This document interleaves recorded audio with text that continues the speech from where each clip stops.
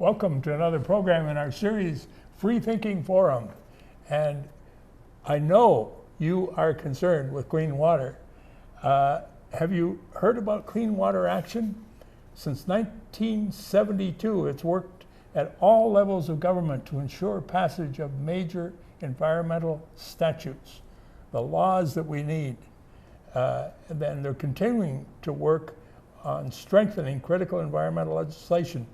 Not only the Clean Water Act, Safe Drinking Water Act, other laws established to protect the public. And today I have with me Jenna Grove. Welcome, Jenna. Thank you. You have a great responsibility in both federal and state legislation here in Minnesota. Tell us about what you're working on.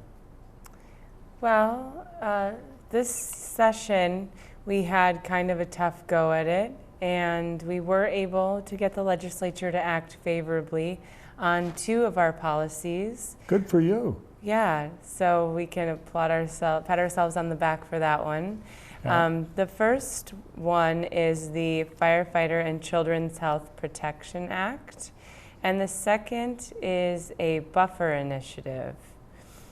What the Firefighter and Children's Health Act does is ban 4 of the most toxic flame retardants from being used in upholstered furniture and children's products. Banning fire retardants? Why? Well, that is a great question. Flame retardants are linked with developmental problems among cancer, reduced IQ, and reproductive difficulties. They've also been shown to not have much impact on fire safety as well. When the flame retardants are ignited in our upholstered furniture, it actually creates a lot more of some carcinogenic smoke that the firemen are breathing in, and it's causing a lot of occupational cancers. You mean firefighters get cancers because of the fire retardants? Yeah, yes, 56% of all career firefighter line of duty deaths were from job-related cancers. Wow. Yes, firefighters' work-related exposure to flame retardants puts them at a higher risk for cancer and other serious health effects. One thing that the bill also does is require a study on 6 other toxic flame retardants due by January 2016. So depending what that study says, we will be attempting to come back next legislature and also ban those other 6. Mm-hmm. Good. So you mentioned the buffer initiative. Tell me about that.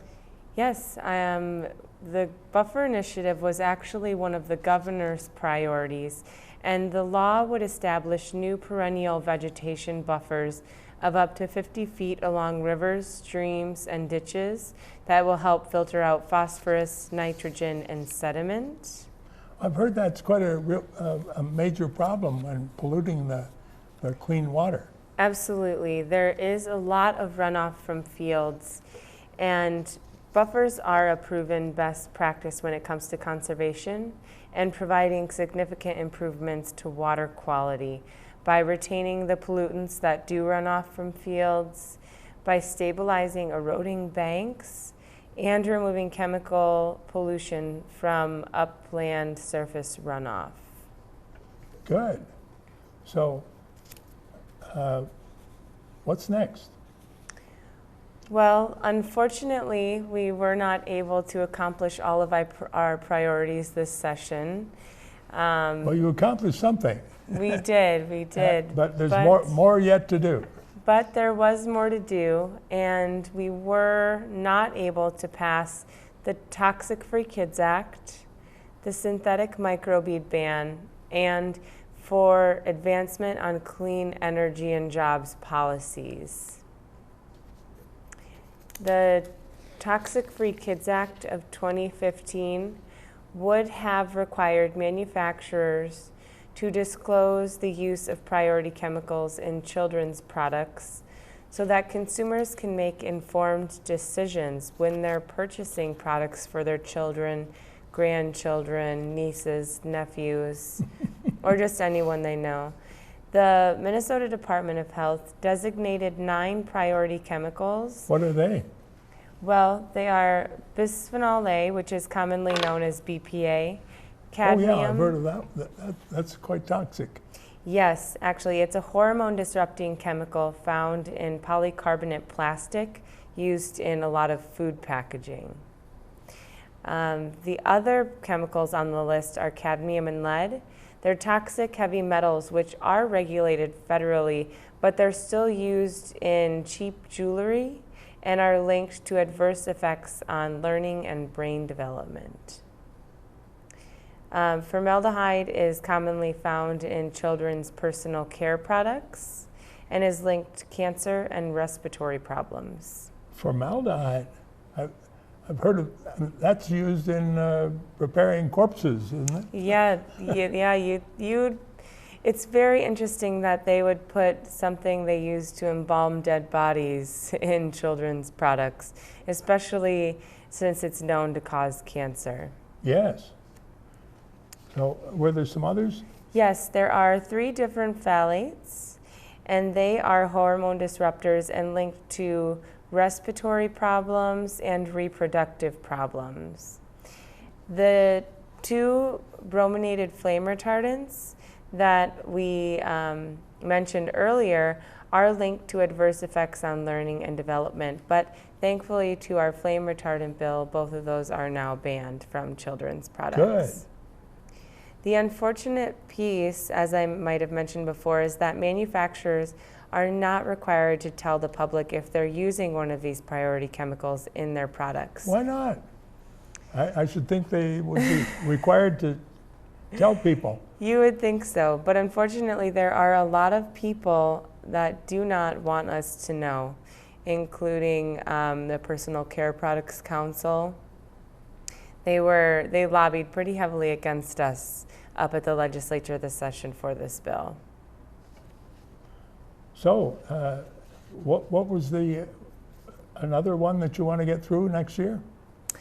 Well, next year we're hoping to come back with a synthetic microbead ban. Microbeads are tiny plastic particles less than 5 millimeters in diameter, and they're typically used in personal care products like exfoliants, toothpaste, soaps, and things like that. A single product can contain up to 350,000 beads. Wow. Yes, it's pretty upsetting. And a study up in Lake Superior in Erie found approximately 43,000 microplastic particles per square kilometer. That's a lot. That is a lot. And an issue with the impact on human health is that fish do eat the microbeads, and the microbeads absorb a lot of toxins in the water, and once the fish eat them, it makes their way in their tissue, and then we consume the fish. So it works its way right up the food chain. We better stop that. Yes. So we're hoping that this next session will be successful in passing it. Now, are you working on another area, the clean energy? Yes, this session we did work on clean energy to improve our renewable energy standard to 40% by 2030 and to improve the yearly energy savings goal for utilities from 1.5 to 2%. So raising it by a third so that we have more wind and solar power in Minnesota? Right, and we really just want to build a better, cleaner, more energy efficient state in Minnesota. As you can see from this slide, nearly 2,000 wind turbines in the state generate enough energy to power 744,000 average Minnesota homes. That's a lot. That is a lot. And the renewable energy standard has resulted in nearly $9.4 million in wind energy production tax revenue. Oh, just the tax alone? Just the tax alone. Really? And that is paid directly to counties. Well, that's important. And how about solar? Solar is very important. Solar is putting a lot of people to work. There are currently 113 solar companies at work throughout Minnesota. Wow. And between September 2012 and early 2014, employment in the state's solar industry grew 73%. A real expanding industry. Yes, definitely. And we hope to expand it more. So we have some time to talk about other things, including how people can volunteer to work with you on the legislative matters. We are always looking for volunteers, whether it be writing letters to the editor, whether it is coming into the office and helping out. We're always happy to have volunteers come by the office and check it out, to make some phone calls, to even just give calls to their legislator.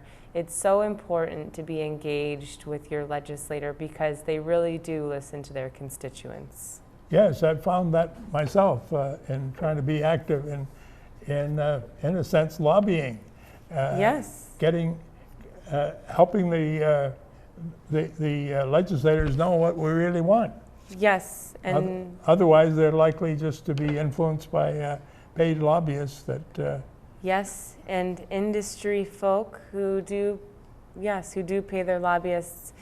But it is important. We do have lobby days. We do have different ways that people can get out and make their own voice heard, which is very, very important.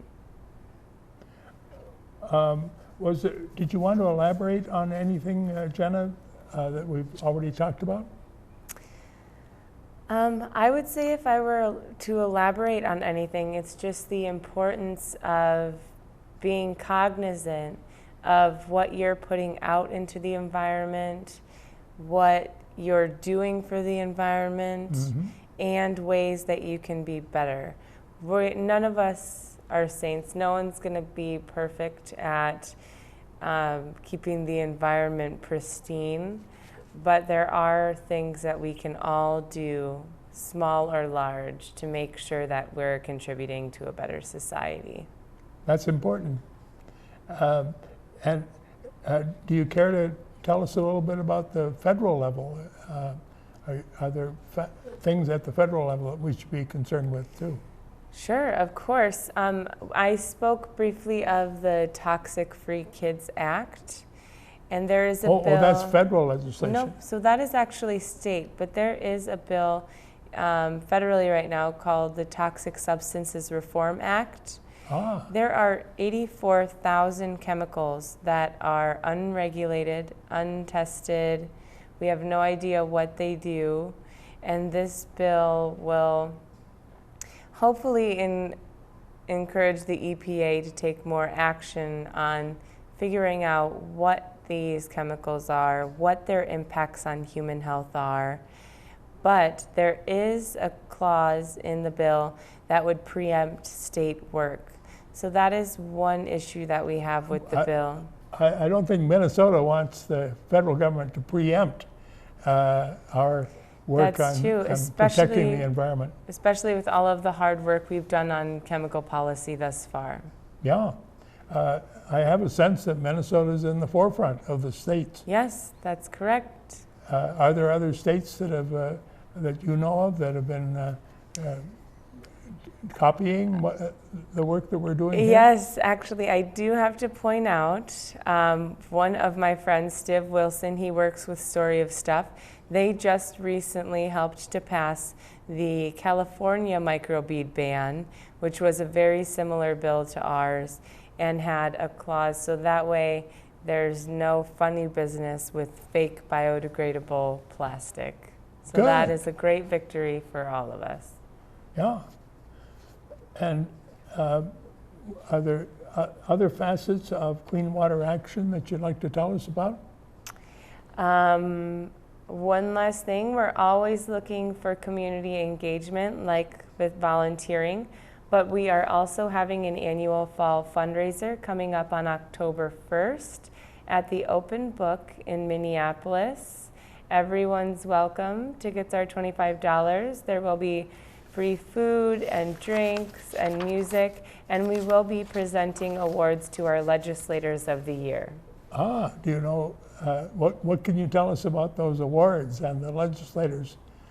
Well, because this program probably will not be seen before October 1. Oh, well, we still have to keep the legislators a secret, but we will be giving out a Legislator of the Year award to someone in the Senate and also someone in the House. And we will also be giving out 2 awards to advocates, people who really helped us make our work a possibility. Good. Well, maybe some of our viewers would like to help out, maybe earn that award next year. That would be great. You can always sign up to volunteer on our website. Good. And that website again is? www.cleanwateraction.org. Good. Now, if they want to send you some email or yeah, that's just cleanwater.org, isn't it? Yes, you can always feel free to get in touch with me. It's jgrove@cleanwater.org. I'm always willing to answer any questions or to accept any help via volunteers. Well, good. You've been a coordinator now for how long? I have been our legislative program coordinator since December. And before that? I was the assistant director for the grassroots project team. Oh, good. So I've been with Clean Water for a while, but I've been doing a little shifting around. Well, good. Advancement. Yes, yeah. And tell us about the grassroots action. So the grassroots project team, they are hard workers. They have a phone canvas and a field canvas for hire. So what they do is they have contracts coming in to do various work, and they go out, they knock on doors, they're making phone calls every day. During legislative session, they're the ones calling constituents and urging them to contact their legislators. So without them, there's a lot of work that would be left undone. So some of them, you have that staffed, but there are also volunteers trying to get other volunteers to contact the legislators. Yes, we send out member emails, let them know what's going on, and urge them to contact their legislator and say, hey, you need to be voting for this bill because microbeads are important, or the safety of our children is important. Mm-hmm. So could you tell us more about what is in the further action that Clean Water Action may be taking? Of course, yes. So next session, nothing's in solid stone yet, of course, but we hope to go back after those 6 different flame retardants, depending on what that study says that comes out in January of 2016. And we also plan to, of course, go back after the Toxic Free Kids Act and the microbeads. And I've looked at your website. There are some other facets of clean water that you work on, I think. Could you tell us more about, is there something about fracking that? Right, so there isn't much fracking in Minnesota. There is some sand fracking down south, but a lot of our other states, we are a national nonprofit, are doing a lot of work on fracking, especially because it's so close to home for them. Good. And are there some other states that you're working on developing action in nearby? Wisconsin, Iowa, North and South Dakota, are they? Unfortunately, organized? right now we do not have offices there. Our Midwest offices are Minnesota and Michigan, Mm-hmm. and we handle a lot of the Midwest work. So you're active in multiple states, not just Minnesota. Oh, correct. Yeah, we're a national nonprofit. We have, oh my goodness, you're putting me on the spot naming all the offices. Oh, we no. We can look on the website for that. Yeah, absolutely. But we have offices on both coasts and in the Midwest. Good. And is there anything particular now that the national president is working on? I saw a quote from him on your website about the accomplishments that you've made in the first 40 years. Right, yes. All beginning with the Clean Water Act. Yes, of course. And that is, of course, what started clean water is the Clean Water Act and the fact that we needed to build off of that. And the president is working on the waters of the U.S., which is a law that, pretty much says that all water flows into each other, and it's important to protect all of it, not just some of it. Mm-hmm. So part of my history is that for a time I served as commissioner of one of our large regional park systems. Oh, wow. And I served in that role, served on the advisory group that created the Mississippi National River and Recreation Area. Oh, that's great. So I'm one of the advocates of clean water, for sure. Good, good. And have been trying to understand what more we can do to protect the clean water. Many Minnesotans don't realize how important this resource is. They just Of course. let it run, let the clean water run. Of course. So yes, a lot of people don't understand that the runoff from the fields runs off downstream, and downstream runs off downstream and ends up where? Our drinking water. Yeah. So it doesn't matter where you live or how clean you think your drinking water is. There are a lot of places that are affected. Even take a look at southern Minnesota. The MPCA came out with a new report saying that a lot of the water in the Southwest is not swimmable. Really? Yeah. It used to be. Well, it's something that we need to get working on here because a lot of our water quality is Protecting the cleanliness of that water so that people can continue to enjoy it. Yes, a lot of it is not swimmable and fishable, and that is scary. Wow. Well, you've acquainted us with a number of facets of clean water action today. Is there anything more that you would care to tell us about?